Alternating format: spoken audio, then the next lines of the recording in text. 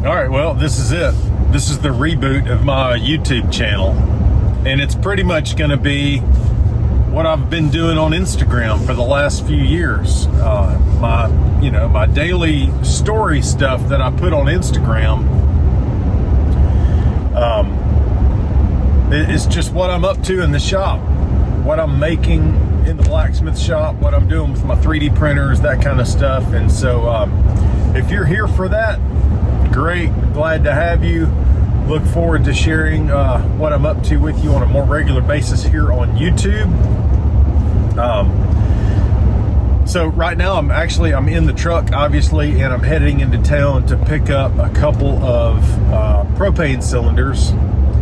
If you follow me on Instagram, then you know that I'm a heavy induction forge user and have been for about 3 years now, but I still use propane quite a bit.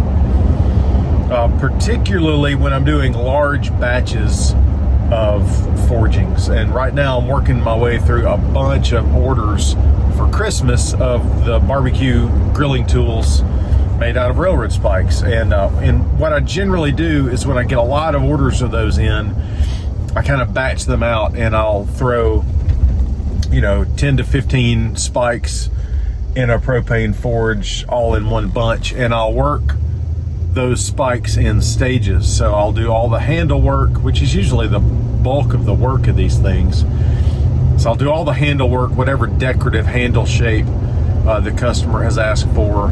I'll do all that work first, and then usually I'll do the rest of it in induction. But that first part, I do all that in propane. So anyway, I'm out of propane and I got to go get more. So that's what I'm up to right now.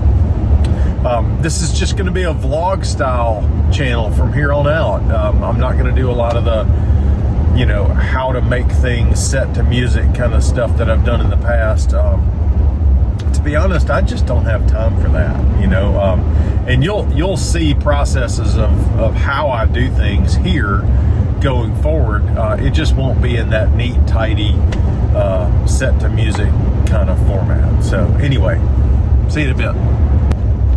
Okay, so I'm not quite to the hardware store yet to get my propane, but I did think about something that I wanted to add. I am working on a longer form video where I'm going to sit down and talk a lot about blacksmithing and 3D printing and how I use those two technologies, or not technologies, but the new technology of 3D printing with the old craft of blacksmithing. I'm gonna tell you and show you several real-world concrete examples that I've found for using 3D printing that's really helped me a lot in making new products and doing some quick prototyping that's helped me with tooling in the blacksmith shop. So I am working on that. That's going to be the next video you see here on my YouTube channel after this. So yeah, just wanted to throw that out there. That is coming next. I know a lot of you saw my update on Instagram about my YouTube channel and thought this was maybe that video about 3D printing, but it's not. It's coming.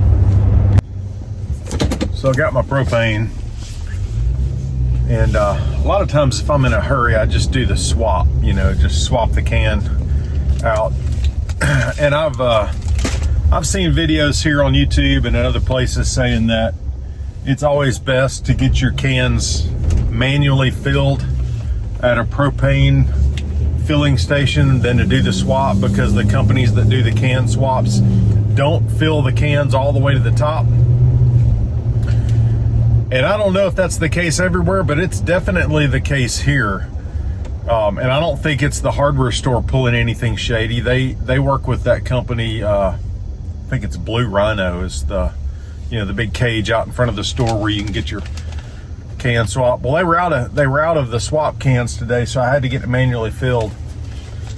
And those things are a lot heavier manually filled than they are at the quick exchange place, So I don't care what people say. I'm convinced that they don't fill those tanks all the way to the top like they do if you manually get them filled. So if you're getting propane, I think it's in your best interest to get them filled up manually whenever you can.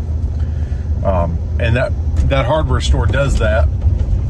And plus, they have free popcorn every time I go in there. They have a little popcorn machine where you can grab a bag of popcorn on the way out. Bonus. All right, so now I'm back in the shop working on grilling tools again, as usual. This is going to be a batch of 5 spatulas that all match. Hey, there's Biscuit. Biscuit! That's my dog, Biscuit. Anyway, so I've been trying to get my YouTube channel. Look at my hair. There's some YouTube high production value for you. I've been trying to kind of get back in the mindset of making this YouTube channel, and so I started searching for videos, YouTube channel promotion, not promotion, but just strategy, like what makes a good YouTube channel in 2024, what sets a YouTube channel apart, or how to grow on YouTube in 2024, kind of the same thing I did with Instagram. And you know what I found is, like, I watched 5 or 6 different videos that popped to the top of that topic, and by the time I get to the end of each one of those videos, they're all trying to sell me a course on how to grow on YouTube. Like, literally every one of those videos turned into like a, hey, I'm going to sell you something video. And it just kind of turned me off. So I'm just going to here to tell you, I'm not here to sell you anything. I'm here to kind of document my journey in a different format on YouTube. If it grows, it grows. If it doesn't, that's fine. I don't care.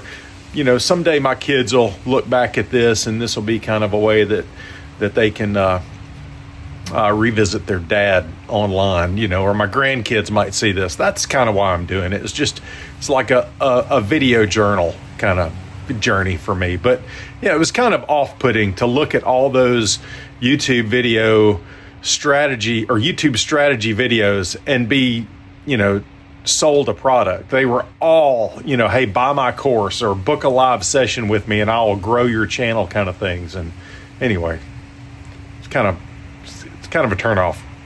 Grilling tools is not where I thought I would be in my forging career. You know, if I look back 5 years ago and I was wondering, hey, what are you going to be making the most of 5 years from now? Grilling tools was not anywhere on the radar, but it's a niche that I've fallen in, niche that I have fallen into, and I love it. I absolutely love it. And I've sold thousands of these things now, and I've sent them all over the world, and they just make me happy to forge, because I mean, that's the bottom line for me. If I'm forging, I'm having fun. When I'm not forging, I'm usually not really having fun. So the more forging I can do, the more fun I'm having in the shop. This is my least favorite task in the process of making the grilling tools, is the wire wheel.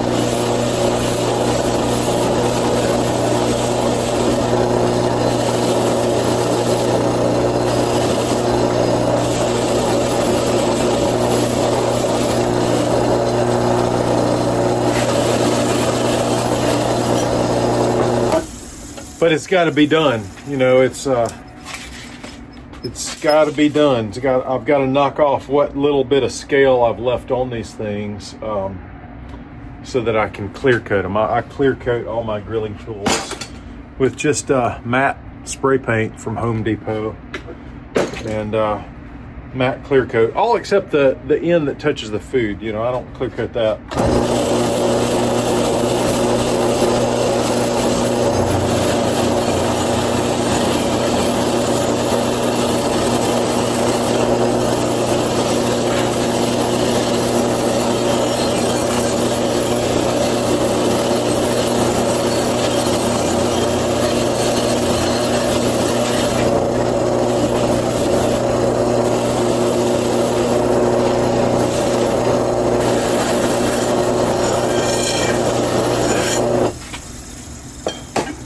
But I've tried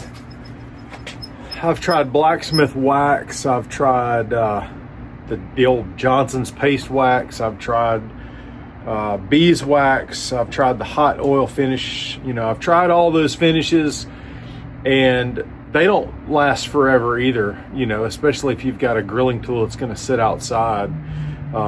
I don't care if you coat it with matte clear coat like I do, or you do a really nice blacksmith finish, it's going to rust eventually because it's not stainless. So this lasts just about as long as those other finishes do, and it's a lot easier for me to apply to a stake turner and get it out the door, and it's a lot less mess too. So there's that.